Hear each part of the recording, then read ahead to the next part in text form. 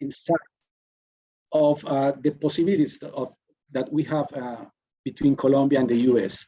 After 2 centuries, 200 years of friendship, we have built a strong relationship. And this is obviously becoming stronger. And now is the time for Colombia to attract more academics, more scientists from the US in programs that are able to grow in science and academic purposes. So today, we're gonna have the special presence of Rachel Wilson from the US Embassy. And we're gonna have 5 cases of this kind of initiatives that tend to build the relations between US and Colombia for academic partnerships. This is all supported by our special network, which is CCYK, the network of accredited universities in Colombia that tends to position Colombia as a special partner for academic and scientific purposes in the world, and in this case, specifically for the US. Having Rachel Wilson as a specialist from the US Embassy in Colombia is something special for us today. And I'm going to present little by little our cases. The speakers today for these 5 cases are going to be Álvaro José Rojas from Universidad Autónoma de Occidente. Then we're going to have Carolina Velázquez from Universidad de La Sabana. After that, we're going to have Professor Melba Lidia Cárdenas from Universidad Nacional. Then we're going to have James Perez from Universidad Tecnológica de Bolívar. And then we're going to have a partnership between Alejandro Zárate and Gabriela Martinez from Universidad de Medellín and University of Oregon. So those are our 5 cases. Those cases have the goal to present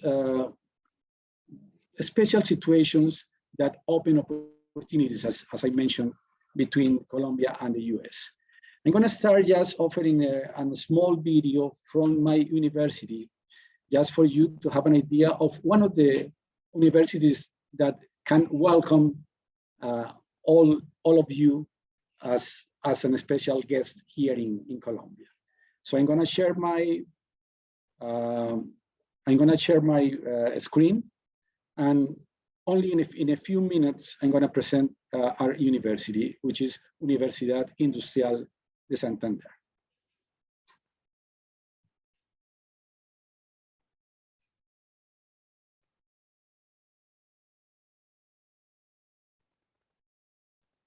Oh, excuse me.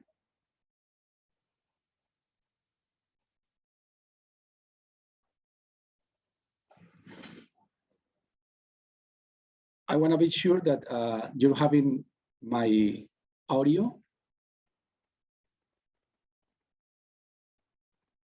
Camilo? We don't see the video yet. Sorry about that. I'm gonna share again, and then we're gonna have that.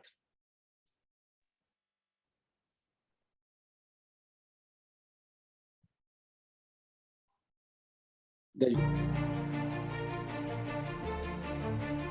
Universidad Industrial de Santander, founded in 1948. We are located in Bucaramanga, called the beautiful city of Colombia, with a climate ranging from 20 to 28 degrees Celsius. Our campus is one of the greenest in Colombia, with spaces designed for teaching, research, art, and recreation. With 9 campuses in different cities of the Department of Santander.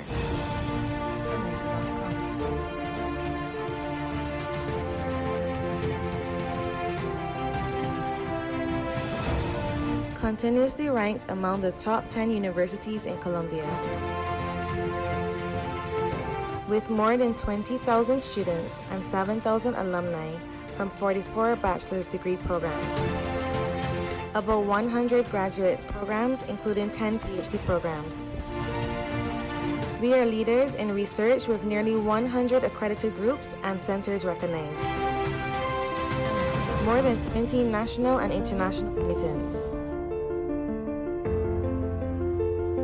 We publish over 15 scientific and research journals.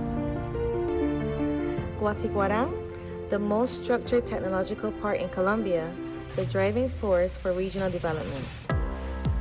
HUS, our public university hospital in the Department of Santander, leader in multiple medical and surgical specialties.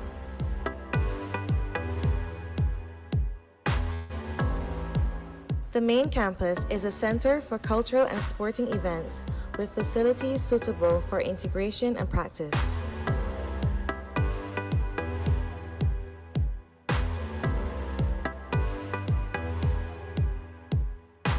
Artistic groups formed by students, over 1,000 cultural events a year, the International Piano Festival, the Choral Festival, the Andean Music Festival, and the Film Festival.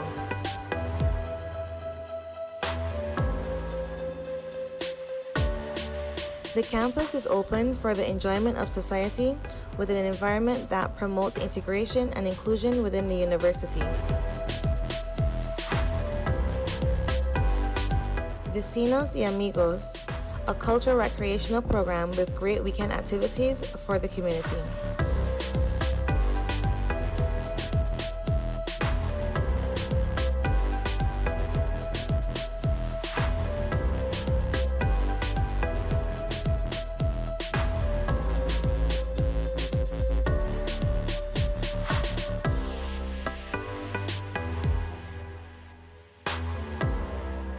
Every year, we receive students from all over the world.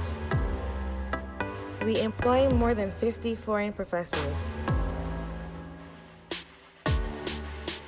Our graduates contribute internationally, working in universities, companies, and organizations abroad.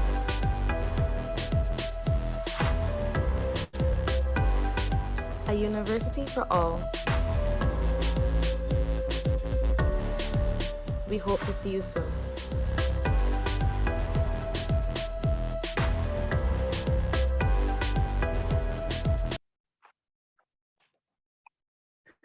Okay, that is basically the main idea. We hope to see you soon.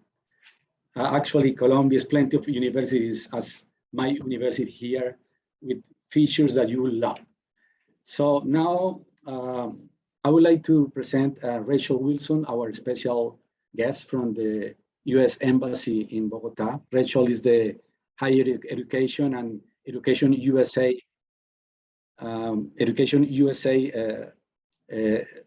country coordinator in the US Embassy in Bogota. Before she was,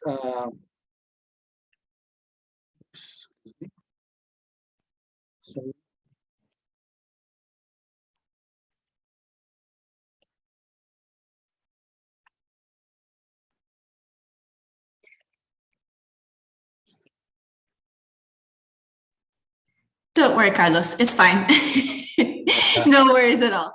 I'll just go ahead and say hi to you guys. And first of all, thank you, Carlos. Thank you, Luis. Thank you to the whole CCYK team, specifically to Camilo, and thank you all to you US colleagues who are here participating today. I see a lot of familiar faces or familiar names. I know that many of you have been to several of these webinars that we've been doing. And as Carlos mentioned, this is our 4th webinar of 4. So we're closing the series today talking about partnerships. But we really just from the embassy want to thank you all for your participation, all for your questions, for really coming with us in this journey. I'm going to be very brief because we have a fantastic lineup of universities and partnerships to talk about, and you guys are here to see them. But really just the message from the part of the embassy as we conclude this series of conversations is that really academic and scientific collaboration in general, but more specifically, study abroad and US to Colombia mobility has been, is, and will continue to be a priority for the embassy, and which is one of the reasons that we are supporting this series along with CCYK, along with the ministry, along with all of our Colombian colleagues at our Colombian institutions. And so please don't hesitate to reach out to us, to CCYK, or to any of these speakers today. If you have any questions at all about, what we talked about today, which is partnerships, which is what we have seen is so fundamental to the US-Colombia directional mobility, is really having the partnerships, creating that trust. And as you'll be able to see today from Universidad de Occidente, Sabana, Nacional, UTB, and Universidad de Medellín, Oregon, really that trust is the fundamental component. And that's what we're trying to start building today by starting these conversations and opening these spaces. So I will leave it there to not take away any more time from my colleagues who will speak later. But thank you again, and really looking forward to hearing from you all. I will put my email in the chat. One more thing to plug, and I can put the link in the chat as well. There is a current 100,000 strong call for applications open. If you are familiar with 100,000 strong and are looking to apply, that is fantastic, and we are here to support in any way. If you are not familiar with 100,000 strong, I will put the link in the chat, and feel free to contact us directly. So thanks again, and Carlos, back over to you. Thank you very much, Rachel. I'm sorry about the little technical problem, but let's go ahead with the cases. So as I mentioned, we have 5 cases today, and the first one is going to be presented by Álvaro José Rojas. He's a PhD. He's a professor at the Universidad Autónoma de Occidente. He's a Fulbrighter too, and he's also a graduate from my same university in the US, which is the University of Illinois at Urbana-Champaign. So he also has a master's from Rochester, the University of Technology in Rochester. So we have pretty much many things in common. But the most important thing, Alvaro, is to hear from your case and how you can show this kind of important relationship between your university and universities in the US. So go ahead, Alejandro. Jose, excuse me. Thank you, Carlos. Well, hello, everyone. I hope that you're hearing me okay.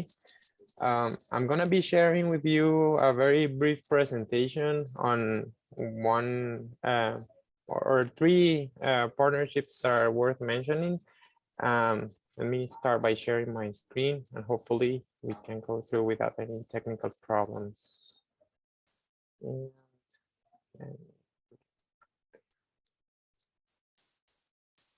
Are you able to see my presentation?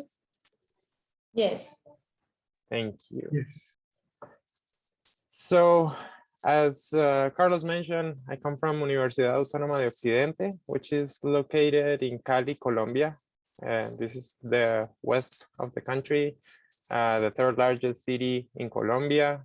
And Universidad Autónoma de Occidente is a private university, one of the largest private universities in the city, which hosts around 7,500 students across 70 academic programs, which covers both undergraduate and graduate programs.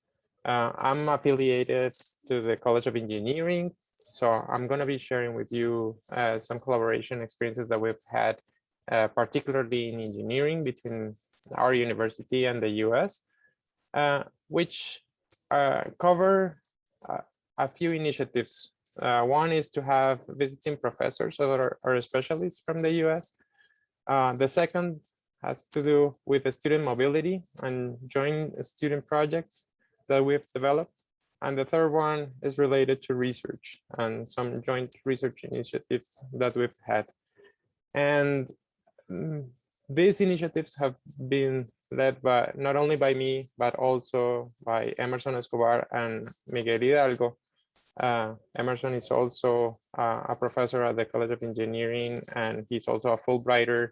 And he did his PhD at the University of Illinois at Urbana-Champaign. So another graduate that Carlos can add to the list. And Miguel did his PhD here in Colombia at Universidad del Valle, at the State University here, but he did his graduate internship in the University of Wisconsin. So you will see a little bit of that reflected into these experiences. So the first one that I mentioned is to have visiting US specialists, and more than a specialist, I should say, visiting professors. And this has been a great effort that we've carried out throughout the years. And I'm only mentioning these two examples because these have been supported by the Fulbright US Specialist Program. And in these cases, in 2014, we had Professor Ramon Miller from Olin College visit us and help us while we were setting up our Fab Lab.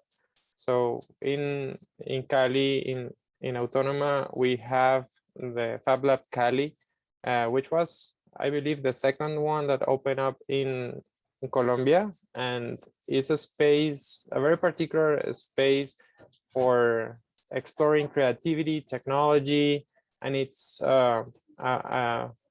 and space that is not only dedicated for the community of the university, but also open to the public and serving a greater population. We do workshops in which many different groups ranging from kids to senior can come and explore digital fabrication tools, and in that way we serve the community. And in this case, the visiting professor was key in this process. He had been involved in opening the first Fab Lab at MIT, and he had helped out to set another Fab Lab in Boston. So he was very excited to come and help us out in that process, and it was a great visit for us. And more recently, in 2019, we applied for another of these visits, and it has been a bumpy road because of COVID, and you will see how that has affected also these collaborations. But in that case, we were selected in the project of developing sustainable products with biocomposite materials.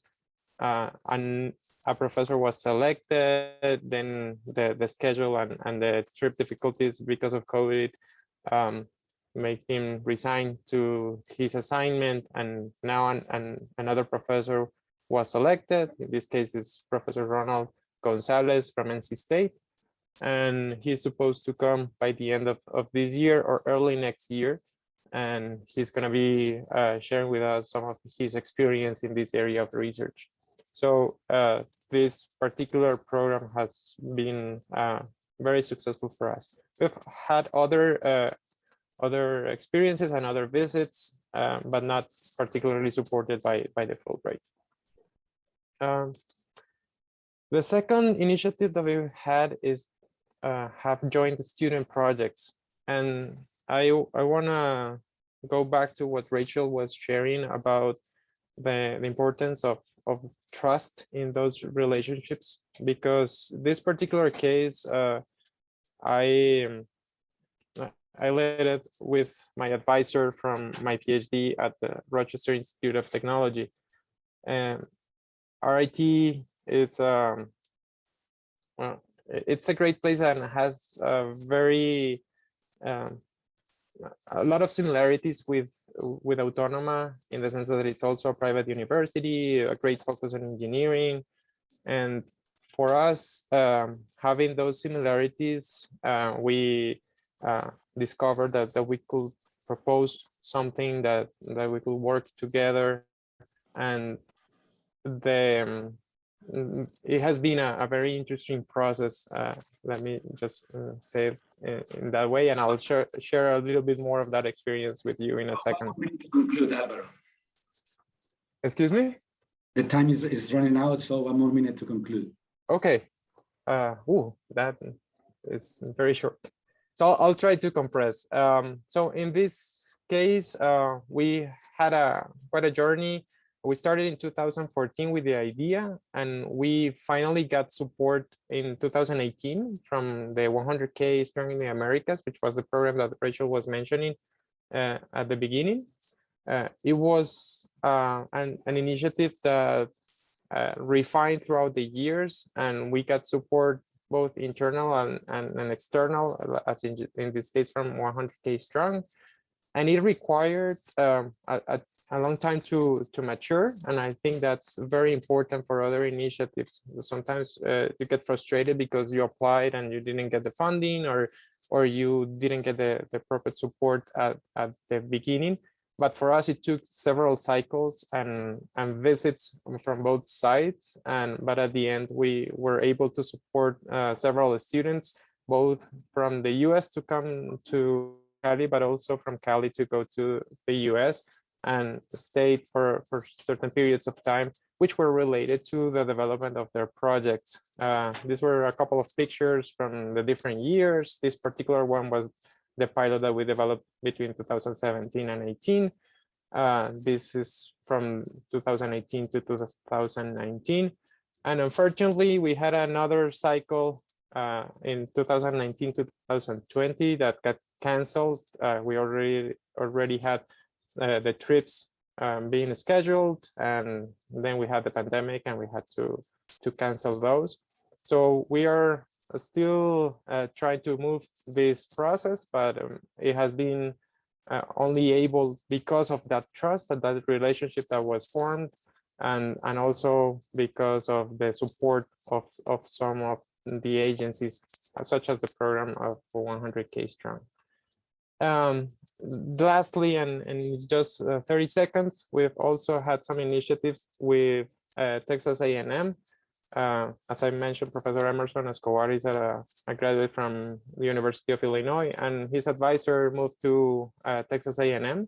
So with them, they have been exploring the option of student mobility in both ways.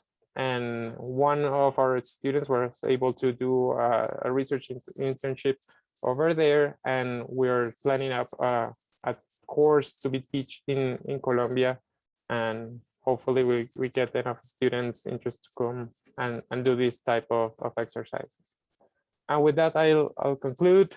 We obviously have those relationships also for research. We've had joint publications, research experiences for students and for the faculty, and it's just one way in which we were being able to collaborate with the US. And with that, I'll stop. Okay. Thank you, Carlos. Professor Álvaro Rojas from Universidad Autónoma de Occidente. I think it's a great example of possibilities of having this partnership with American universities in the engineering field. Innovation, product design, and all these areas are quite important for us. And all these ideas are possible to be replicated in many other universities. So thank you very much. So now we're going to have the case of the Universidad de La Sabana, presented by Carolina Velázquez. Carolina is the director right now, and the program director in different fields there. And she's going to take, she got also like academically, she got a graduate program in Macquarie University, Australia, and besides the MBA. But mostly she's working closely as the head of the internationalization in the International School of Economics and Administrative Science in Savannah. And obviously she got the opportunity to get many partnerships with cases like the one she's gonna present today. So welcome, Carolina. Thank you, Carlos, very much. And I will ask Daniela, thank you, she's already sharing the screen. Okay, so well, as Carlos mentioned, I'm Carolina Velázquez. I'm currently the program director of the International Business Bachelor Program at La Sabana. La Sabana is a Colombian private higher education institution. It is located, for give you an idea, it is located like 7 kilometers north or about 25 miles from Bogota, our capital. And it is regarded as one of the top 10 best universities in Colombia. Currently, we have around 12,000 students, 19,000 undergraduate and 3,000 postgraduate programs. And today, in today's session, I would like to share a specific COIL project that I had the opportunity to participate in last year, which was called The Influence of Culture and the Macroenvironment on Global Marketing Strategy. Next slide, Daniela, please. So how did this collaboration happen? Well, everything started last year in January. I was invited by the Internationalization Office at La Sabana to participate in the COIL Colombia 2021 program, which was a capacity building program that was offered by the US Embassy in Colombia in partnership with SOIL, the State University of New York. And well, as program director, I'm always looking for opportunities for my students to develop intercultural competencies. And well, due to the pandemic, virtual exchange became a very powerful tool to ensure opportunities of internationalization and to promote scenarios for transforming our students' perspective, not only because of traveling limitations, but also because working and managing global virtual teams has become a very important skill in the workplace. So well, during this training program, we participate in different workshops on how to develop a COIL. And during the program, interested faculty submitted information about their courses, about ideas of projects they would like to develop. And these ideas were included in a COIL partnership bulletin that was made by Sunny, and it was submitted to all its partners. In my case, Professor Catherine Bruch from Brookline Community College expressed interest in my proposal. She contacted me, we had a first meeting, and we decided to collaborate. Next, please. Here are some basic information of our courses.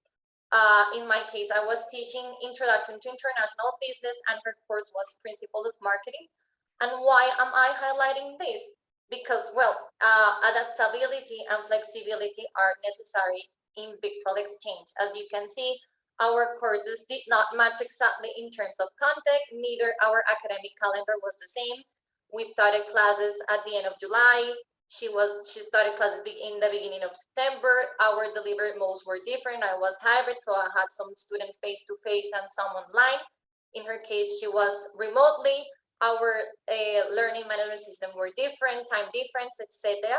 And this is very important to consider either during the planning design prior to the COIL, but also during the development of the COIL, because there must be like permanent communication between the professors in order to make the adjustments that are required. In our case, since the time difference between Colombia and New York was only 1 hour, we tried to see if we could schedule our classes on the same days and the same time, and we were able to do so. So besides the asynchronous work that our students would engage in with other students and on teams, we'd also had some synchronous component in which both groups would have to attend.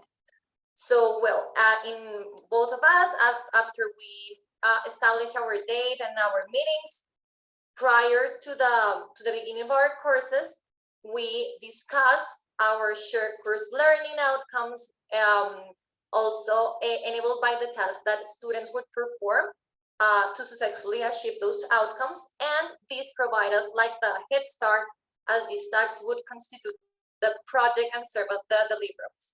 So even the courses were not exactly the same, both courses shared common grounds regarding content, so we were able to establish our learning outcomes.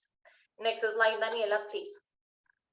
Well, during our preparation, we developed together our COIL syllabus, which is actually like a syllabus within the syllabus.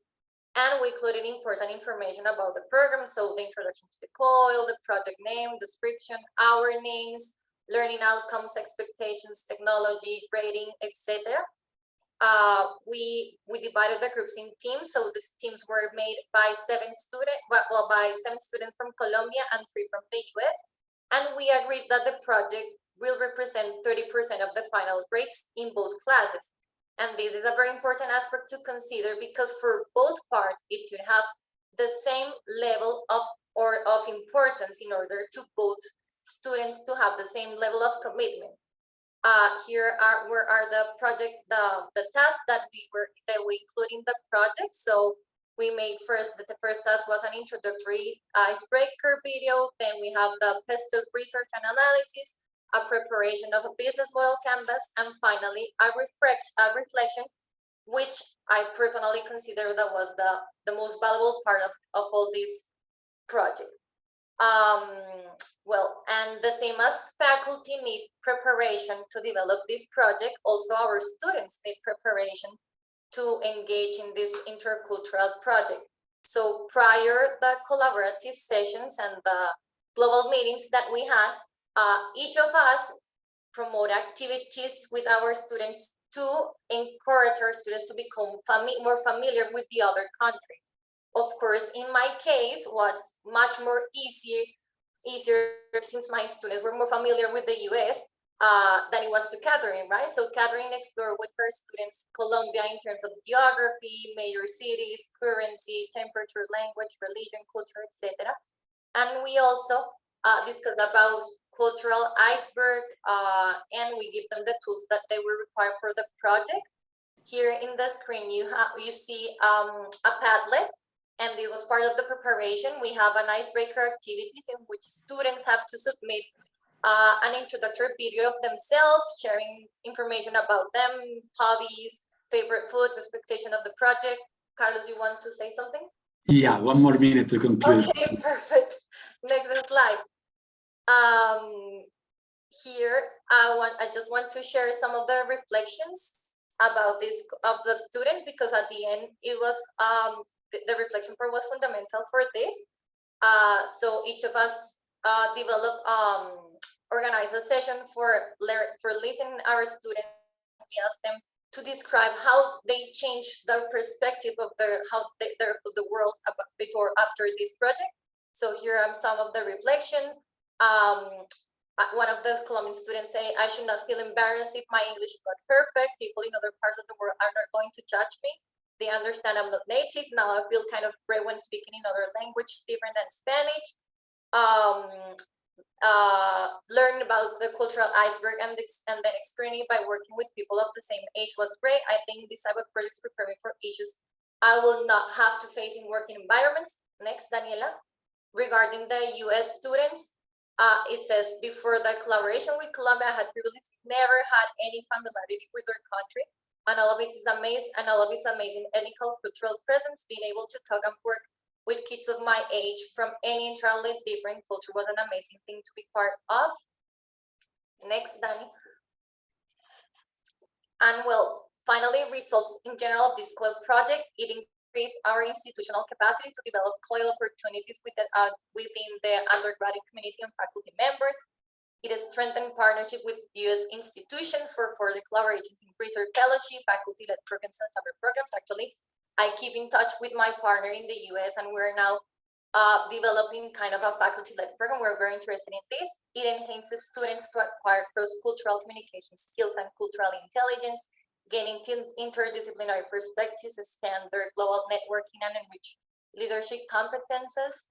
Next, Daniela. And well, finally, I would like to thank the US Embassy and Sonny, because well, they make it for us. They were the bridge for us to link and to make it possible for us to open up the world for our students. I try to run. You're mute. Thank you very much, Carolina. Certainly, these activities, these COIL activities, got a great potential. Those are activities that can be implemented in a time frame that is not that long. And based on the results that you presented and the testimonials, clearly we can say that we have plenty of opportunities to grasp between US and Colombian universities in all fields. And that's quite important. So thank you very much, Carolina, again for your case. Now we're gonna have Professor Melvalivia Cárdenas. She's my peer, the director of external relations at the Universidad Nacional, the top public university in Colombia. And she's a specialist in English teaching. She got a summa cum laude at her PhD, so certainly she has many things to offer to us. So Melvalivia, you are a researcher. You coordinate your research group in this field, and this experience with seatbelts program, sending some students from Universidad Nacional to the US is something that add value to our talk today. So welcome, Melvalivia. Thank you, Carlos, and thank you everyone for this opportunity to share with you our experience. I just want to make sure that you can see my screen. Yes, perfect. Yes. Thank you. Well, I think that what Alejandra has mentioned in connection to the opportunity to explore and to take advantage of virtual modalities is also common in our experience. An initiative that has given us the chance to share capacity with Fulbright. So even though you won't see this kind of cooperations quite similar to the ones that have been presented, you can see that many universities in the United States perhaps will have the chance to join us in this initiative. Well, basically because this is the result of our reflections with Fulbright. We got together with Diana Basto, who is the executive director of Fulbright in Colombia. And as a result of our concerns at Universidad Nacional de Colombia to give opportunities to our students to have international mobility, we thought about possibilities to engage our students and following the principle of inclusiveness. So we named this initiative Fulbright Universidad Nacional Seatbelts Program. We started this program last year, and we have been working with the idea of inviting our students to participate in a program that involves students from the different campuses that we have at the university. As Carlos mentioned, we are the largest public university. We have a high number of academic programs, undergraduate and postgraduate programs, and we have 9 campuses, which are based in strategic regions in the country. So we know that one aspect that we have at Universidad Nacional as a public university is that we do not have enough opportunities for our students or for our faculty to exchange, to participate in exchange programs. So we thought about considering students in particular, students who have specific profiles. At Universidad Nacional de Colombia, we have special admission programs, and they care for opportunities for students who live in remote areas and students who have been victims of discrimination, if I could say so. And that's why we offer a number of places for students from these communities to have access to higher education by taking advantage of our campuses located in the different parts of the region. So our students were invited to participate in this program that is made up of 3 phases that I will present later on. But the main objective of our initiative is to join academic and financial efforts that we can offer, Fulbright and Universidad Nacional, to our students so that they can get in contact with aspects that have to do with English as a foreign language. That means providing opportunities for students to develop proficiency in the language, getting in touch with Fulbright scholars, which is very important. And as you can see here, many American universities have been indirectly connecting to this program, and also an academic visit to the United States. In the first phase of our program, of this seatbelts program, we assign a particular period of time for students to have access to English lessons. So students take an exam, And after that, we have a tailor-made course for students to advance in proficiency in the English language. This is thanks to the participation of the Centro Colombo Americano, which is an American institute that runs courses for Colombians all over the country. Students have the chance to have access to mentoring, to extracurricular activities, and they get some sort of mentoring to solve doubts and to overcome difficulties. That's the first phase. And in the second phase, it's a very important aspect that has to do with empowering our students to have the chance to talk to other Colombians who have been able to study in the United States in different universities. So Fulbright scholars volunteer to establish some sort of dialogue with our students from the different regions of the country. And so they engage in different processes that have to do with strengthening soft skills, employability, flexibility, conflict resolution, stress management, and communication skills. So the idea is that in a very flexible environment, our students and the Fulbright scholars have the chance to exchange ideas, and our students are going to learn about not only their future profession, but also about academic and social life in general. And the idea is to establish some sort of cultural and professional bonds. And the last stage includes a visit to the United States. So students will have the chance to, we select those students who have been very serious, very devoted to participating in this program. And they have the chance to spend 3 weeks in the United States, particularly at a university. These first 2 groups will have the chance to go to a university that has already started working with us in this initiative. That's North Carolina State University. And our students, besides visiting laboratories, different centers and the city, etc., they will have a series of activities that will benefit them in terms of, if I would say, strengthening their communication skills. And that's something that we are planning for November, December this year. Last but not least, I would like to mention that besides joining efforts with Fulbright and with Fulbright scholars, we have faced challenges. And these are challenges that we all Colombians live. And not only Colombia, I would say that all over the world. Things that have to do with different proficiency levels, changes in aspects like visas, for example, budget constraints, because the university is looking, and also Fulbright, that we are looking for some sort of budget to support our students, and also the effects of the pandemic, right? And as you can imagine, organizing a program like this with students who are based in different parts of the country, working in different kinds of modalities is very challenging for us, but we have been successful. We have finished the first 2 phases, and we are preparing the visit to the United States and this kind of extra immersion section that they are going to have at the university. And of course, having a group of students based in different parts of the country brings problems in terms of connectivity.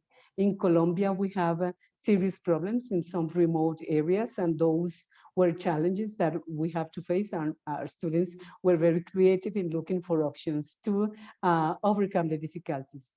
Last but not least, I would like to mention that this has been so far a very interesting experience, not only for our students, but also for Fulbright and for Universidad Nacional de Colombia. Even though you can see here that we are planning opportunities for our students to have an international mobility experience, the idea is that as a result of this, students can engage in planning further stages for their professional and academic development. And we really hope that our students get motivated to engage in further studies, in joining different academic groups that are based at Universidad Nacional de Colombia, and hopefully participate in different calls for applicants at American universities through the US Embassy or the Fulbright. And also, we are looking forward to exploring other opportunities for our students and faculty with other universities based in the United States. Thank you, and I'll be willing to share with my colleagues in Colombia further details about this experience. Thank you very much, Valivia. That was a wonderful case and also open opportunities for this continued relationship between Colombian and US institutions.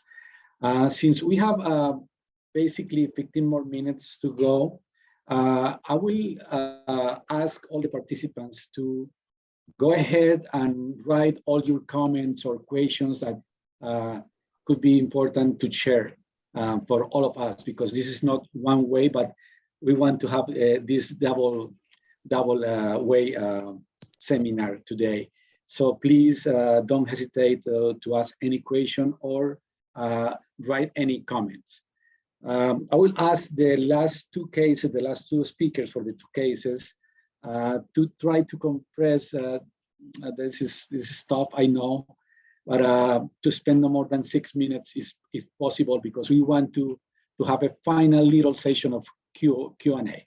So now we invite to Professor James Perez, who is the director of the program in administration at Universidad Tecnológica de Bolívar, who is an academic, but also a practitioner in the field. So he's going to present a new case for us. Welcome, Albert. James, excuse me. Thank you so much. Now, 6 minutes is a challenge, but I will try. So it's okay. Can you see my screen? Can you hear me okay? Yes. Perfect. Okay, so yeah, first of all, thank you so much for the opportunity. It's a great honor, it's a great pleasure to be sharing with you this opportunity today. I want to start by thanking the US Embassy, and I know that Diana is around, and Rachel. Thank you so much for all your great work, and I will let you know why later. To the rest of the audience, to the CCYK, and yeah, to all my partners, thanks for sharing all your initiatives.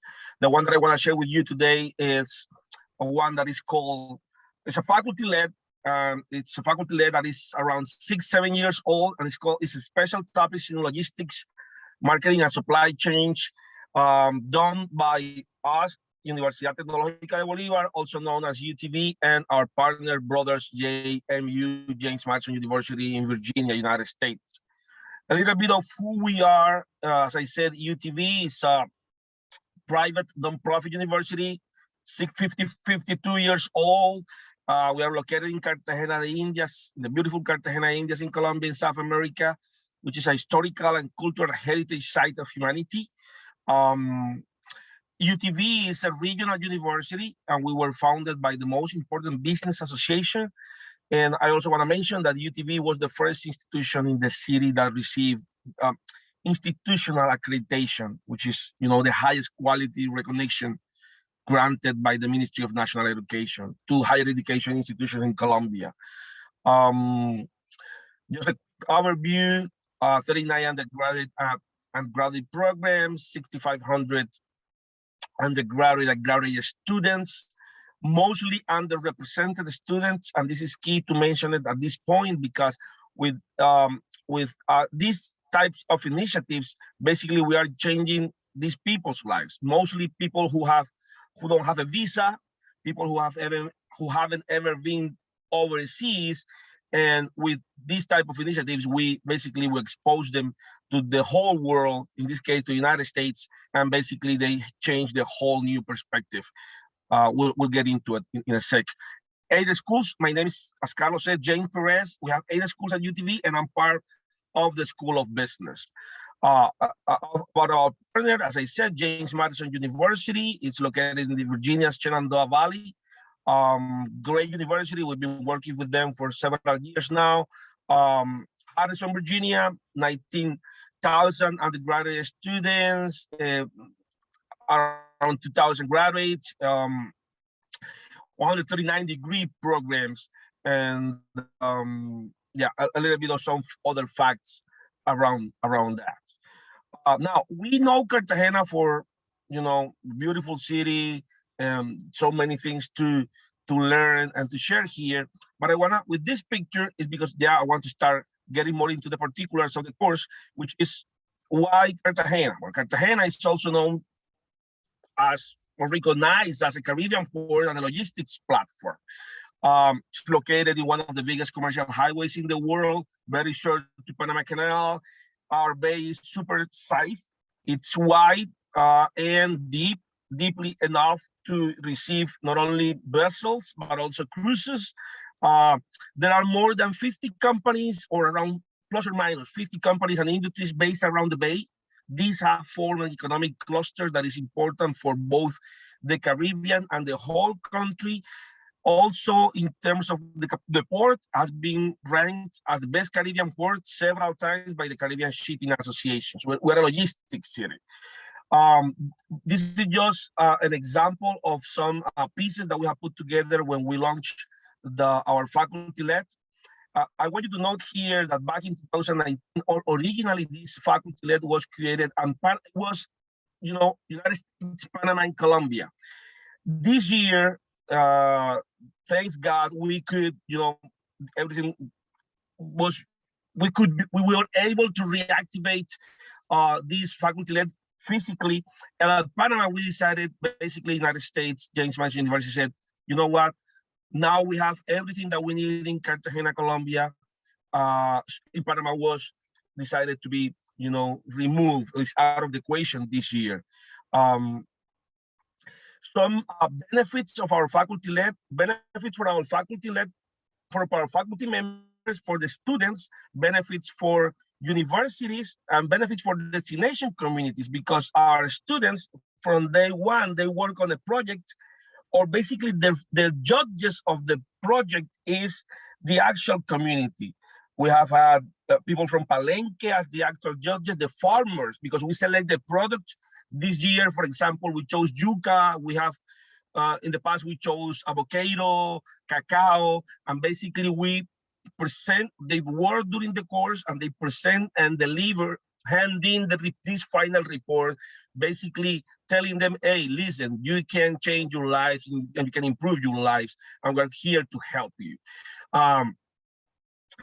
It's been an impactful experience in a student's life. As I said, people who never, first time overseas, they expand their networks. Now they have possibility to study and work there, and basically they change their lives.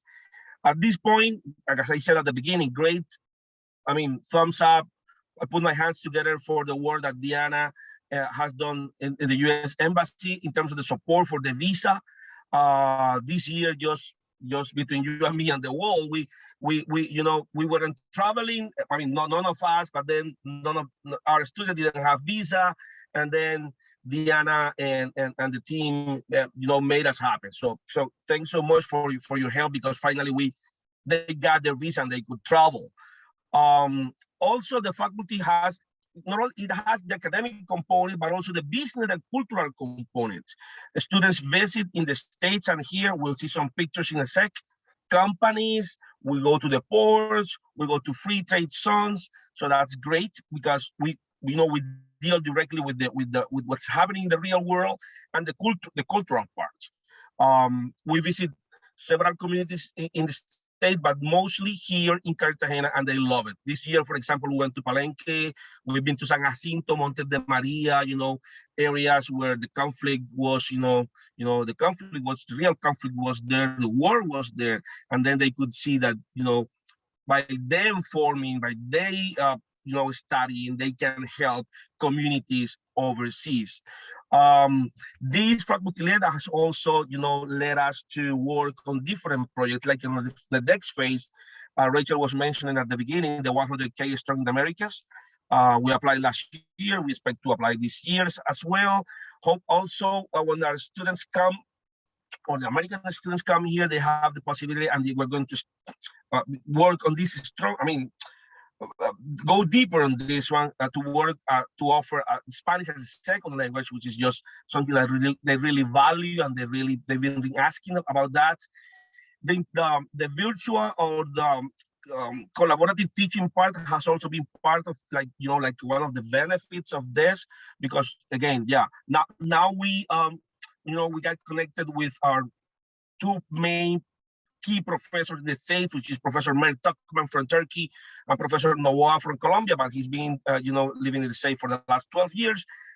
Yeah, well, once we're there, we, the network expands, the network grows, and now we'll be working from Professor Felix Wang from Taiwan, or Diana from Colombia as well, or for Carol from the States. So it started with two professors there, and now it's growing. We have also published some works regarding this. Again, this one is especially a special topic in logistics. We have been working on creating additional courses. And the one that I love the most is the benefits for the communities. I also want to stick to what Rachel said, trust. Trust is key to make this happen. Some images for your reference there. This one was there in Palenque with the local community. This one was here in our campus. Some of the images on the just this day we finished the course that year 2019. These ones are, for example, the top when they were getting exposed to local traditional customs in Palenque. This one is when they go out. We go out of the bay in this beautiful ship. And these are just some other images when when we go to the port, and when they receive here, we receive them with some traditional food and music. This one was in San Jacinto as well. This is one of the islands when we went. And if you allow me, just final 43 seconds, there is a warning. I know that there are a lot of people from the States, but yes, there is a warning, and there is a risk of coming to Cartagena, Colombia. Now, if you allow me, these 43 seconds, I'm going to show you why it's a risk to coming to Colombia. Let me know if you see it.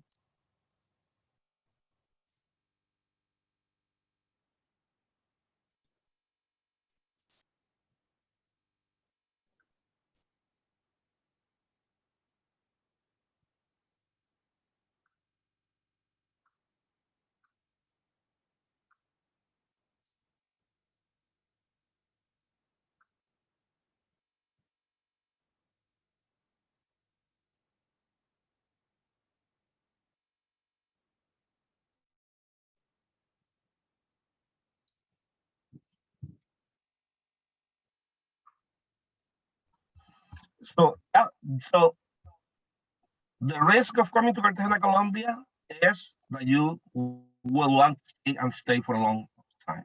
Thank you so much. It's been a pleasure, and thank you, James. Thank you so much. Thank you for your presentation and your last chat about Colombia. Following this, and before having the last presentation, I will ask all the participants of this event to write one little sentence about your perception of Colombia. Like, Colombia is whatever. Like, what you feel about Colombia.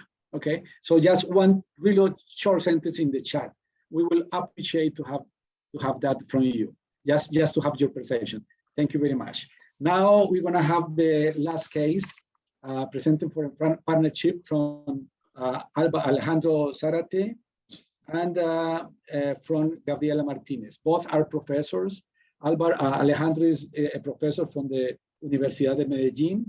And then we have Gabriela, who is a professor of the School of Journalism and Communication at the University of Oregon, and particularly in the department of, as the head of the Women's Gender and Sexuality Studies. So welcome, the two of you, and let's have the last case. I'm Alejandro Alzate Giraldo. I'm teacher and documentary filmmaker. I am proud to be here, and thanks for inviting me.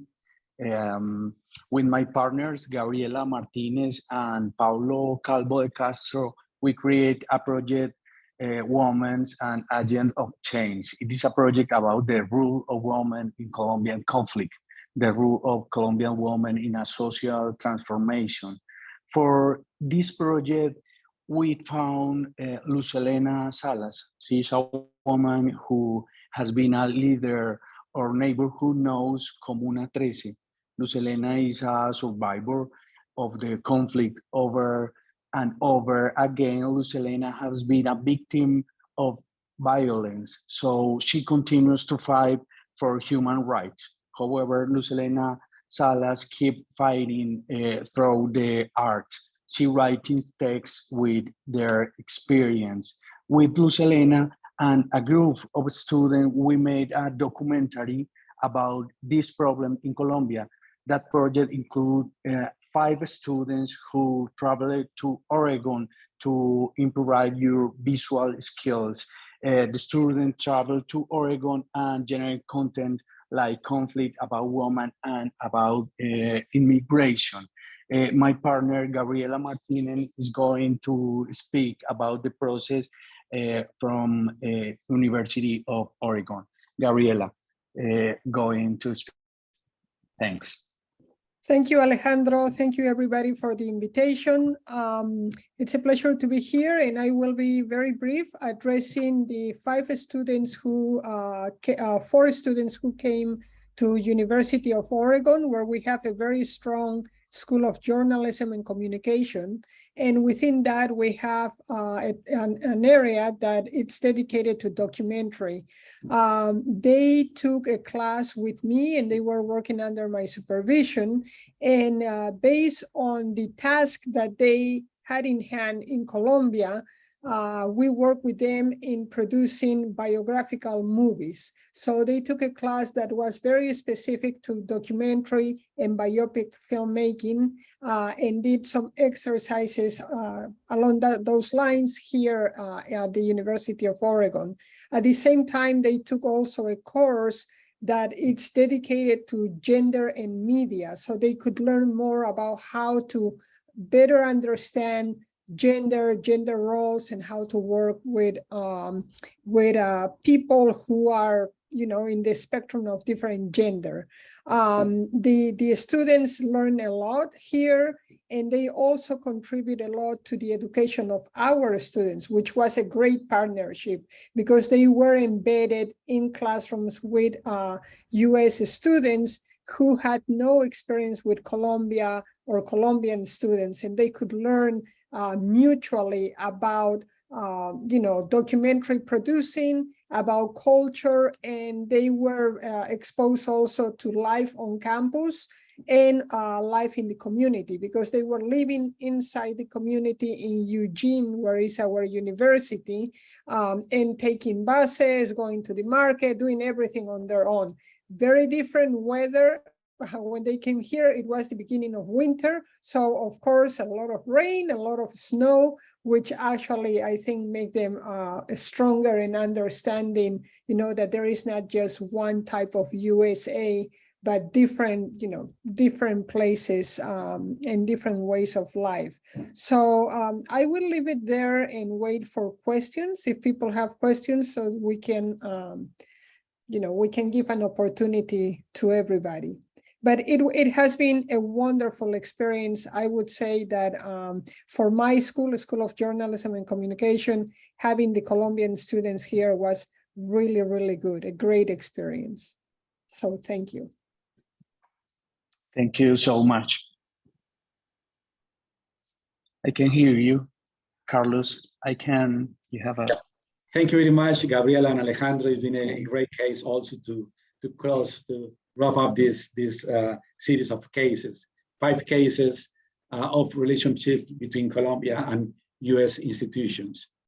Now, just to finish this seminar today, we would like to open maybe 1 or 2 questions from the participants. Obviously, there are already in the chat many comments, many ideas that are great for us to have. But if somebody wants to go ahead and have a live comment or a live question, we will be more than glad to react to that.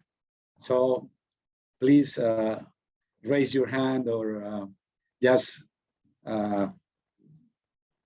Camilo open the microphones for everybody to be able to go ahead with any comments. Please, Camilo, you open up the microphones. Yeah. Okay.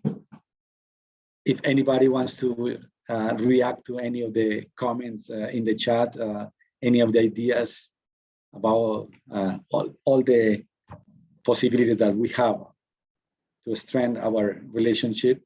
Yes, Laura. Okay. I think we have plenty of ideas in our chat. We're gonna keep that. Now, I would like to remind you that this is a series of talks, 4 of them, in order to have this second phase of our program called Go Colombia. And now I would like to invite you for the third phase.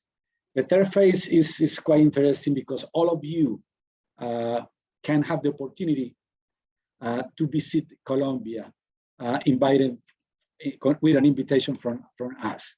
So we're gonna open this call and we invite you to register and apply to win this opportunity to come to Colombia and have a closer look of what we are, our institutions, our environment, our culture, everything is there open for you to grow with us. So with this, and being already a few minutes after the hour that we plan to have for this webinar, I more than thank you, all of you, to have this interest in strengthen our relationship. We have really good opportunities, really good institutions, universities, not only in pedagogical terms, but also in research. So we are building this network of opportunities, and we hope you can help us to get it. So thank you very much on behalf of our network, CCYK, and the US Embassy. I give you a warm hug, and thank you very much to be here with us. So now we are closing this series of webinars, and we hope to have your presence here in the third phase of this Go Colombia program. Thank you very much. Thank you so much. Goodbye. Bye.